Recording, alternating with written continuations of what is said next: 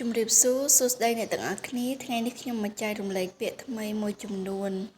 ដែលយើងប្រើនៅពេលដែលស្វាគមន៍គ្នាតោះឥឡូវយើងទៅរៀនទាំងអស់គ្នា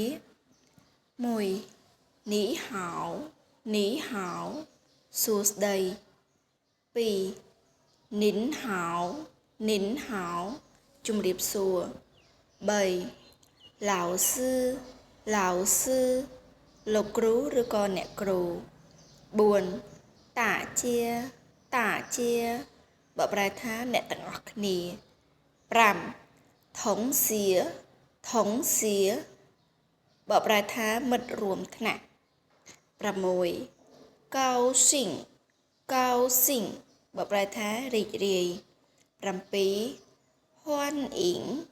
ហ៊ွန်អ៊ីងបកប្រែថាស្វាគមន៍8ចលីចលីបកប្រែថាទីនេះដូច្នេះហើយខ្ញុំមកចែករំលែកដល់ត្រឹមនេះអញ្ចឹងជួបគ្នានៅវីដេអូក្រោយ